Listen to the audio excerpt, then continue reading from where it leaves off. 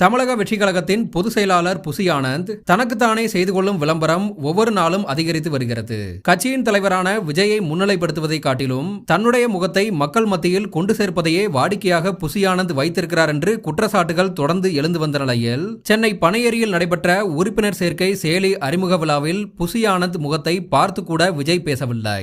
மக்கள் விரும்பும் முதல்வர் வேட்பாளர் என்ற ஸ்டிக்கரை வீடு வீடாக சென்று தாவேகாவினர் ஒட்டி வந்தனர். அதில் விஜயின் புகைப்படத்தோடு புசி ஆனந்தின் புகைப்படமும் இடம்பெற்றது. பேனர், போஸ்டர்கள், கட்சி சார்பில் கொடுக்கப்படும் துண்டு சீட்டுகள் என எதை தமிழக வெற்றி கழகத்தினர் செய்தாலும் விஜயின் புகைப்படம் இருக்கிறதோ இல்லையோ கட்டாயம் புசி ஆனந்த் புகைப்படம் இருக்க வேண்டும் என்பது அறிவிக்கப்படாத விதியாகவே அந்த கட்சியில் தொடர்ந்து வந்தது. அப்படி புசி ஆனந்த் பெயரையோ புகைப்படத்தையோ போடாத நிர்வாகிகள் கட்டம் கட்டப்பட்டு ஓரங்கட்டப்பட்டு வந்தனர். இந்த நிலையில் விஜயை முதல்வர் வேட்பாளர் என்று விளம்பரப்படுத்தும் ஸ்டிக்கரிலும் கூட தன்னுடைய புகைப்படத்தை போட்டு ஊர் ஊராக, தெரு தெருவாக, வீடு வீடாக என பல்வேறு இடங்களில் ஒட்டப்பட்ட நிலையில் இதனை கட்சியின் நிர்வாகிகள் சிலர் விஜயின் கவனத்திற்கு கொண்டு சென்றிருக்கின்றனர். அதன் பிறகு விஜயின் உத்தரவுப்படி புசி ஆனந்த் புகைப்படம் தவிர்க்கப்பட்டது.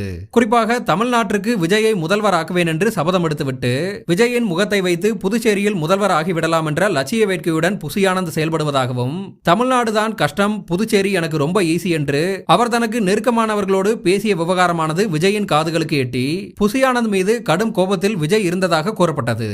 குறிப்பாக அந்த கோபமானது இந்த செயலி அறிமுக நிகழ்ச்சி விழாவில் அப்பட்டமாக தெரிந்ததாக கூறப்படுகிறது. மேடைக்கு கீழே போடப்பட்டிருந்த நாற்காலியில் விஜயின் ஒரு பக்கத்தில் ஆதவ் அர்ஜுனாவும் இன்னொரு பக்கத்தில் புசி ஆனந்தும் அமர்ந்திருந்தனர். இப்படியான சூழலில் கழுத்து வலிக்கும் என்பதற்காக கூட விஜய் புசி ஆனந்த் பக்கம் திரும்பி பார்க்கவே இல்லை. புசி ஆனந்துடன் பேசவும் இல்லை. ஆனால் விஜய் ஆதவ் அர்ஜுனாவுடன் சகஜமாக சிரித்து பேசிக் கொண்டிருந்தார். பின்னர் செயலியை தொடங்கி வைக்க விஜய் மேடையேறிய போது புசி ஆனந்தை கீழே இருக்கும்படி 2 முறை சைகை காட்டுவார். ஆனால் அதையெல்லாம் கண்டுகொள்ளாமல் புசி ஆனந்த் மேடையேறி விடுவார். இதன் மூலம் விஜய் புசி ஆனந்த் மீது கடும் வெறுப்பில் உள்ளதாக தகவல்கள் கூறப்பட்டு வருகிறது.